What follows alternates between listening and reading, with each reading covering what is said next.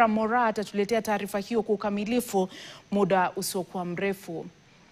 Mtazamaji, katika kisa cha kusikitisha, familia moja mtaa wa Posho Mill, eneo bunge la Bahati, kaunti ya Nakuru, inaomboleza kifo cha mtoto wao wa miaka 3 aliyeuawa katika mazingira tatanishi.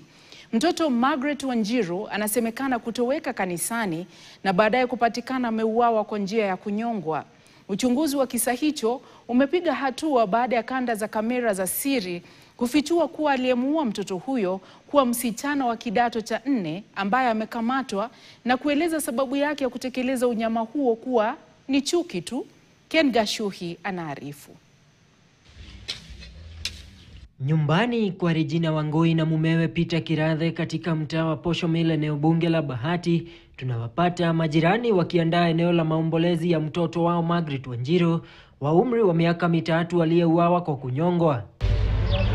Regina Wangui na mwanawe marehemu Wanjiru walishiriki ibada katika kanisa hili hadi mwendo wa saa 7 Jumapili, ambapo Wanjiru kama kawaida alitoka nje ya kanisa hili na kucheza na wenzake. Kutoka sasa hapo nje ya kanisa nikauliza kijana yangu mdogo, ako wapi mtoto?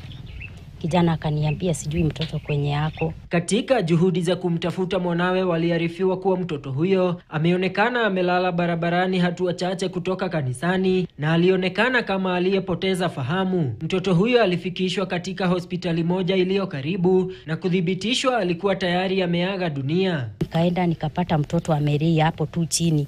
Nikamuinua, nikaona kweli ako unconscious kabisa. Nikamtoa suruali, nikamwangalia, nikaona amejiendea choo. Wakaangalia kweli wakaona mtoto, hawakusema ameaga juu mtoto alichukuliwa na akapelekwa Kenlards Hospital. Tukaenda huko, already tukifika mtoto alikuwa ashakufa. Katika kutafuta majibu, viongozi wa kanisa hili na maafisa wa DCI walitazama kanda za kamera hii ya nyumba jirani, ambapo mtoto Wanjiru alionekana akiandamana na msichana aliyeonekana kumpa maelezo ya kumfuata. Msichana huyo alimuelekeza Wanjiru hadi eneo hili ambalo halikuwa na watu, lakini kile hakufahamu ni kuwa taa hizi pia zilikuwa na kamera za siri. Na nilikuwa nimemfunga kaskafu. Sasa hako kaskafu ndio kwa CCTV inaonyeshana hiyo tu kaskafu ndio alimnyonga nayo, juu anaonekana tu akibendi hivi anamnyonga na anamwangalia. Baada ya uchunguzi tuliweza kumshika na akawekwa katika cell zetu na ako kwa mikono ya wapelelezi hawa wa DCI. Maafisa wa uchunguzi wa jinai wanaeleza kuwa msichana huyo amekiri kutekeleza kitendo hicho kutokana na chuki ambayo chanzo chake bado ni kitendawili kwa familia ya marehemu, kwani hawafahamiani nje ya mazingira ya kanisa. Akaulizwa kwa nini anaulizwa tu hata nao ma DCI, kwa nini ulifanyia huyu mtoto hivi? Anasema ati mimi nachukiaga tu huyu mtoto. Ifo ndiye alijibu, na mchukiaga ati tangu nikuje hii kanisa nachukiaga tu huyu mtoto. Anasema tu nisikia alikuwa mwanzo alikuwa amesema ni alishikwa na kispirit fulani ikamuonyesha muue.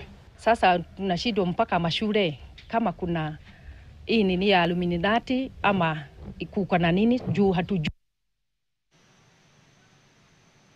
Ni kisa cha kuvunja moyo.